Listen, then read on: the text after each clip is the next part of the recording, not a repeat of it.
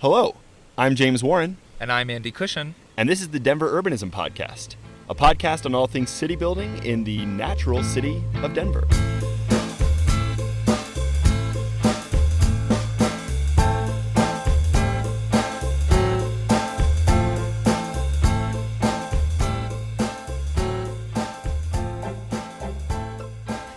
So, James, this is a beautiful little spot right here.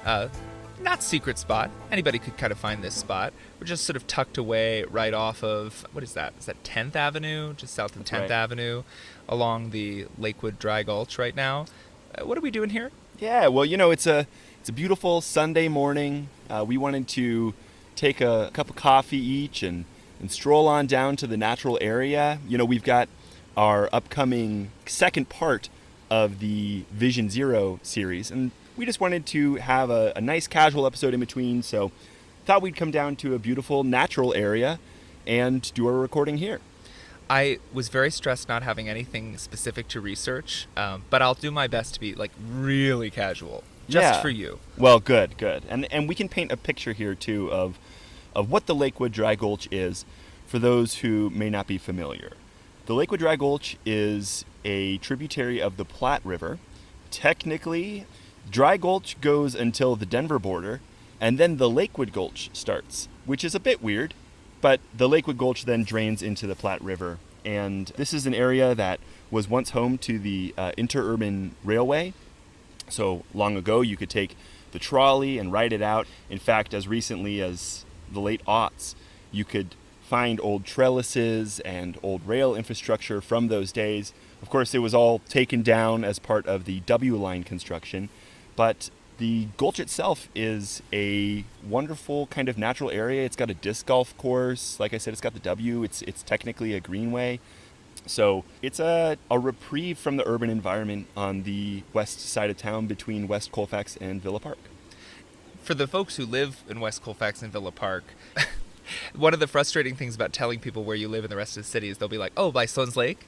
And Right. it's like, sure, close. Yeah, Sloan's Lake is pretty close. But actually, these are really wonderful parks. If you live closer to Dry Gulch, you probably walk there, walk your dog there. Maybe you even host a weekly trash pickup that anybody could attend at 5:30s on Tuesdays. Whatever you do in the Gulch, that's actually it's such a beautiful space that runs through the neighborhood and really kind of connects the neighborhood to downtown. But I'm kind of interested in that word, natural. We just talked about how the whole ecosystem and the whole sort of space was transformed when the W line was built. So I find it funny. I mean, it's sweet and charming, and there are clearly some native trees. I'm looking at a cottonwood right here that are still along the gulch. The gulch existed prior to sort of people moving in. But I think one of the things that struck both of us when living in this side of town, there was a Colorado Sun article that talked about a CSU study in 2022, and specifically, I think they said that 80% of the flow in the Dry Gulch and the Lakewood Gulch is from runoff, including just people watering their yards and that running off down into these streams. Yeah. I have a great quote here from the researchers who did this study. And they said, watering to excess, meaning the grass doesn't need all of it or the sprinklers are hitting concrete instead of green space, makes up most of that 80%. Leaking pipes and system flushes flowing down into the stream beds makes up the rest. And so the Dry Gulch it's got its name for a reason. If you were to come here a couple hundred years ago, the river that you may be able to hear in the background that we're sitting by right now, it just wouldn't have been here. It would have been a completely bone-dry area. And at times it would have swelled with water along high flow and at different points in the year. But generally, this wouldn't have been here at all. But it's almost impossible for me to imagine this as a natural area without the presence of the stream.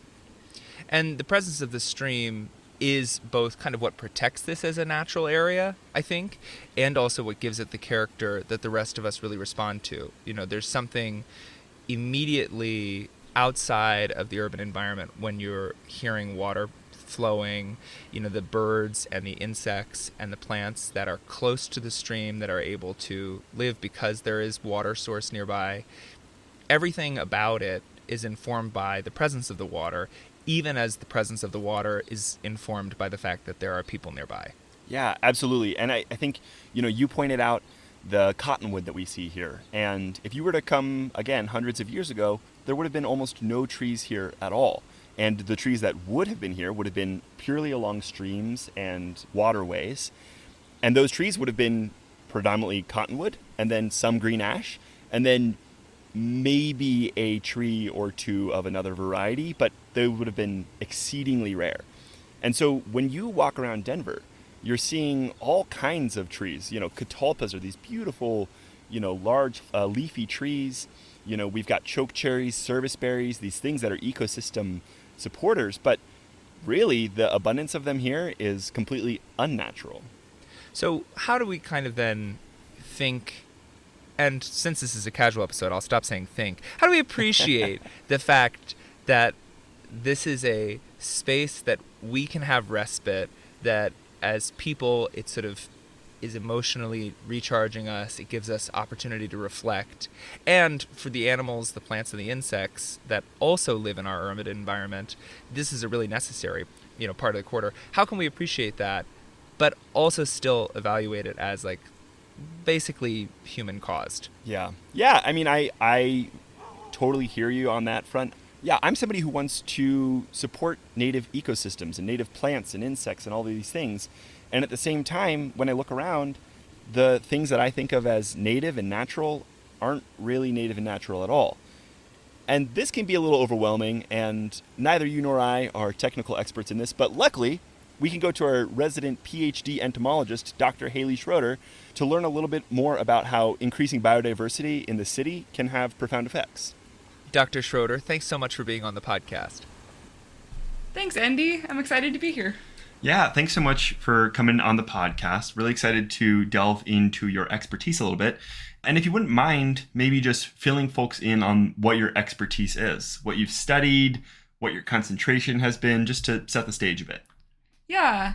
So my research really focuses on the effects of human modification to the landscape on insects and their interactions with plants. So my research is actually focused a lot on agricultural landscapes, and we often refer to this as landscape simplification. Or as you can imagine, if you have a meadow or a forest that is then replaced with a corn monoculture, this landscape is much more simplified than what was there before. And what's really interesting here is that cities are actually quite distinct, that while some aspects of a city could be considered simplified, like a parking lot or a highway, cities by their very nature are very complex spaces. And so we're seeing growing evidence, especially for insects, that cities can be these biodiversity hotspots.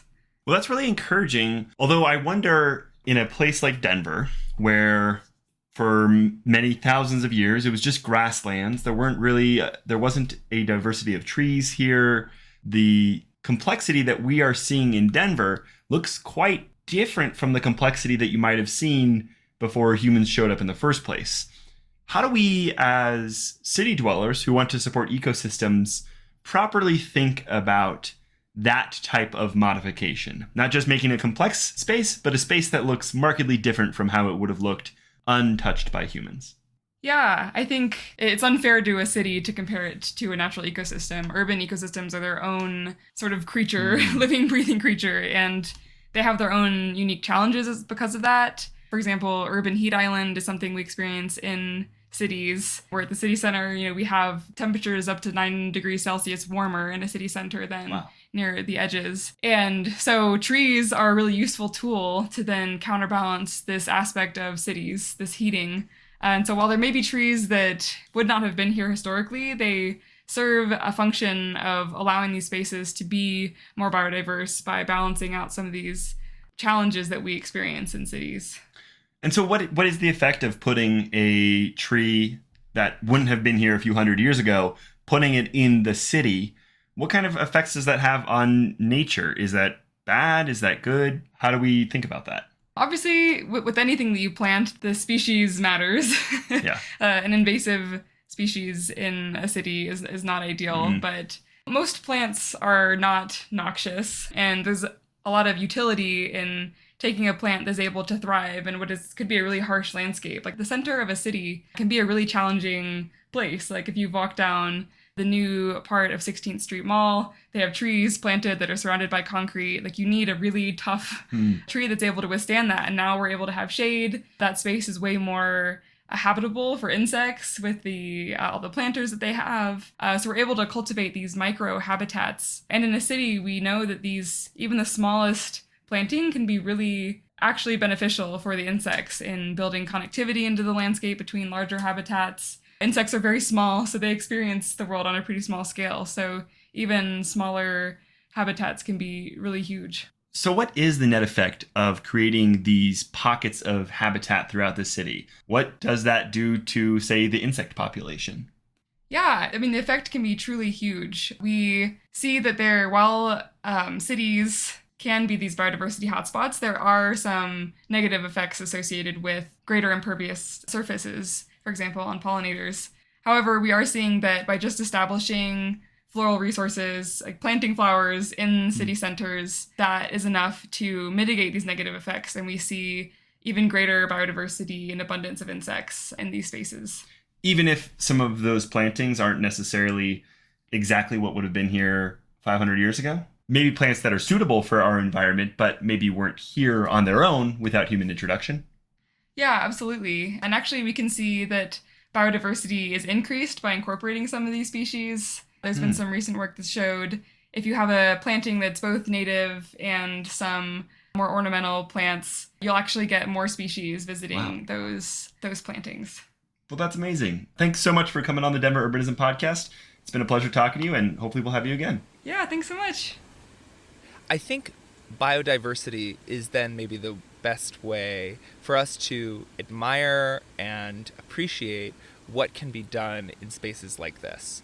Not always just floodways, right? There are other parts of the sort of urban environment that have less urban characteristics, at least as we sort of perceive them with vanilla eyes. You know, we look at them and we're like, this is short grass. This is like a prairie restoration place. Right. But it's in the middle of your random neighborhood. Or, for instance, when the Parks Department comes along and says, well, we don't need this, turf grass everywhere, so we're going to sort of plant drought-resistant plants. Yeah. So the biodiversity is something that we are stewarding. We're not sort of observing it passively. If we're enjoying it when we walk by, that there's a variety of climate-adaptive flowers and trees, that's because we chose to do that with our time and attention and care. Right. I had this concept first articulated to me by my friend Alex, and I thought it was really interesting. He made the observation that we kind of have this superpower as humans, which is to change our natural environment. And like with every superpower, you can use it for good or evil. You can be a supervillain or a superhero, right? And for like so long, we've done what I think of as a supervillainy type of stuff. We've created huge parking lots. We've dominated nature in a way that hasn't supported nature in any way whatsoever. But we also have this power that can be used for good, and we can be superheroes, and we can create more floral abundance for the insects, more fruit abundance for the birds, and actually support these things, specifically in an urban environment, in ways that if we just left it up to nature, it might not even do as good of a job. And so stewards of biodiversity is something that, we can take very seriously as urbanists in the city. I think sometimes people think of cities as just concrete jungles, right? It's like, well, nothing can live there. Frankly, if we build densely, we can have a lot of people near walkable spaces that are overflowing with greenery, overflowing with biodiversity. And when we reframe away from, how do we car dominate everything, we can start integrating some of these green spaces into our cities in ways that uplift humans and nature. And there are just changes that we can't undo in some significant way. The South Platte River used to meander and regularly flood its banks, the Cherry Creek as well, in a way that we're not going back. We have parks around the river now, and we want, where possible, to incorporate flooding and possible sort of positive effects from the river flooding along the park. But the river's never going to meander the way it used to, because we have decided to make a habitat for ourselves as people near the river. But what we can do then is we can acknowledge, all right, look, that was the change that we put into place. How do we then actually make a healthy riparian ecosystem along a faster, narrower, deeper river than would have existed here before. And, we are grappling with that. People are taking that very seriously. One of the things that I'm so fascinated by, because it's just new to me when I moved out here, is really the fact that these ecosystems, the one that we're right here, right now, this is kind of like flood infrastructure, as well as being a park. And if you ride a bike on the west side, as well as that this is like fantastic, like bike infrastructure Right. and habitat, as we've been talking about. So for these things to be multi-purpose, they do, unfortunately, they'll always just sort of take their purpose from this fact that we have changed them so much and made them, at their core, flood infrastructure. But we can do new things once we are honest with ourselves about how much we've changed these ecosystems. We can't go back. There's not going to be a point in time where this stream meanders or is dry in the way that it used to be. And the folks that manage this stream, Mile High Flood District and the Parks Department, they wouldn't let the stream go back to being wild in the way it used to be. They just won't. And that's okay. I'm not going to tell them that they should. What we then have to just do is reckon with the new environment and the new characteristics of it. And how do we do that? As urbanists who want to support biodiversity and a vibrant ecosystem, even in the urban context, what does it look like to plan for a river? What does it look like to plan for a greenway or green belts? Well, I think the first thing is, again, acknowledging that the water that is there now is mostly coming from managed sources, dams and spillways and rivers that we have straightened. So knowing that, then we think about, okay, well, what are the impervious surfaces near my house? What is going on in the alley? Does the alley need to have concrete and asphalt, or could we have pervious surfaces in the alley? If there is a project happening in my neighborhood, what is the possibility of green infrastructure where we can take a little bit of that asphalt back from the roadway and put like a bioswale there? Because all of the water that we use when you're watering your garden, and a little bit of that gets on the street, when you're, flushing, well, not when you're flushing your toilet. That's not going into this. Well, it actually does eventually go into the river, because the city does. It's a little managed.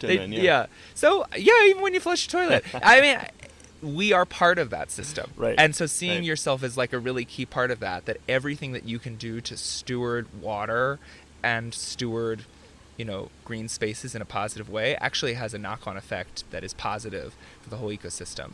Like we were joking ahead of time, the thing I think is really funny is like when we call this stuff green infrastructure, there's like a very explicit acknowledgement that, stormwater runoff and, runoff from people's yards and lawns and stuff like that. If it goes into this green infrastructure before it goes into the storm system, the green infrastructure gives an opportunity to purify the water. But what that means is we're like lightly poisoning like the plants that are in that green infrastructure like all the time. But plants have power that we don't have. Right. That type of infrastructure, that type of small ecosystem has power that maybe I don't have, when I'm just thinking about like putting my water in a Brita filter and putting it in my fridge. It's not the same thing. On a different take, I'll say too that one of the things that we can do is we can be honest about the fact that we're not going to go back to what the prairie and riparian ecosystems were before humans got here, because we've brought in invasive species that can outcompete those very same species in their own kind of habitats. And that's just the case, right? Like, we have to acknowledge that. And so then what we do as good stewards there, that's the next step. The Botanic Gardens does this really nicely as well. If you go to the Denver Botanic Gardens, they're really committed to trying to understand, if you go to like the Russian steppe or, the Atacama Desert, places on this earth that have actually very similar conditions for topography and water that we do here in Denver. Like, what are the plants that thrive there? And what can we learn from the way that those ecosystems work? And how can we bring a little bit of that into what we do here? And I think also just the fact of the matter is that what natural spaces do remain, the predominant threat to those spaces is sprawl. And how do we prevent sprawl? By supporting density. So, I doubt that listeners of this podcast need to be reminded, but density is one of the key ways we can protect native ecosystems, supporting that in our city, while at the same time supporting green spaces in our city that we can enhance with trees, that we can enhance with pollinator gardens, and yeah, maybe some grass too for people to play around in with their dogs. And I think that we can think of cities as ecosystem protectors in a way that maybe historically they haven't. And also, I'll just say, shout out to parks. When they installed the W line, they had to deforest a lot of the W. They had to take away a ton of trees just to install everything properly. And they've been doing a fantastic job in recent years of establishing native and xeric grasses and plants, as well as, a couple years ago, they planted, I think it was 111 trees over by where I used to live. And they've done a fantastic job of uplifting this space, recognizing it as a filtration for the water, recognizing it as a habitat for the birds and the bugs, and recognizing it as a space that is habitat for humans too. Being in natural spaces decreases stress, improves mental health. Its climate resilience is important as well, because people will need to stay cool in the summer, and that's easier to do in spaces that are not concrete and asphalt, that are natural, at least natural in our managed way. So I would say that being good urbanists means supporting a parks department that has a view of natural spaces as good for all the creatures, great and small. Something that we want out of what we sort of imagine are natural spaces in the city, we are often really obsessed with urban gardening and fruit trees, and I think that's really awesome and special and cool. I mean, we are part of the environment too as humans. We have cultivated certain plants to have characteristics and features that are a little exaggerated from how you would have found them, several thousand years ago before we got involved and started goading these tomato plants to produce these huge fruiting bodies. But our desire to eat and grow food and grow fruit trees, as you just described, can benefit birds, can benefit insects, and also, that's charming, right? That's a human feature that no level of positive reception is going to be like, oh, no, tear out that apple tree. It's not supposed to be there. That wouldn't have been native. Right. We have to lean into the fact, if we want fruit trees, great. Let's decide we want fruit trees, but do it in a responsible way, or just change then what we imagine to be natural to incorporate the fact that we are the people that want fruit trees too. And I think finding fruit in the city, I loved living on this side of town. There was a couple peach trees that nobody seemed to pick in their yard. So I would just, go and take a couple of those peaches. And there was grapevines that used to just grow right on the street, right next to my house. I just thought that was really special and really beautiful. Truly, just yesterday, I went and harvested a bunch of plums and crab apples and made juice from both. And both of these trees are just in the Gulch. And so they're parks managed, but nobody was picking the plums and they were starting to fall from the tree. Same with the crab apples. So, I think that that's a really fun, charming thing that we can do in the city. And the more experiences like that we can cultivate, I think happier and healthier we're all going to be. We're never going to feed the entire city with all the stuff that we grow. Right. I mean, I think that's a bit overblown in how we sort of imagine what this urban environment can do for us. But it's always going to be now this back and forth conversation. Well, what are we doing to benefit biodiversity and the urban environment? And also, how is this feeding physically and sort of metaphorically us, as the people who live here? We have to think of ourselves really as protagonists in this story. Sure. Not just sort of observers, because we're not just observers. Yeah.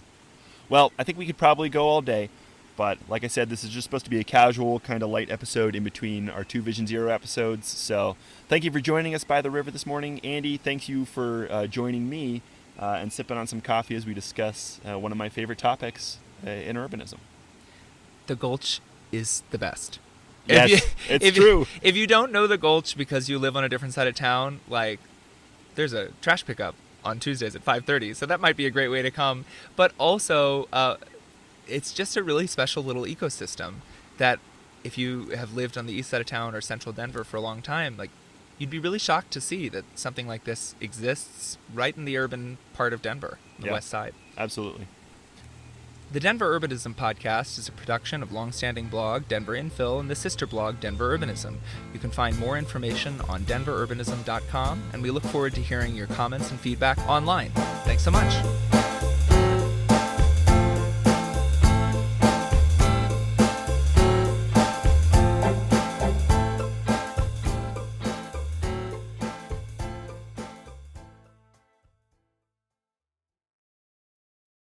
Dr.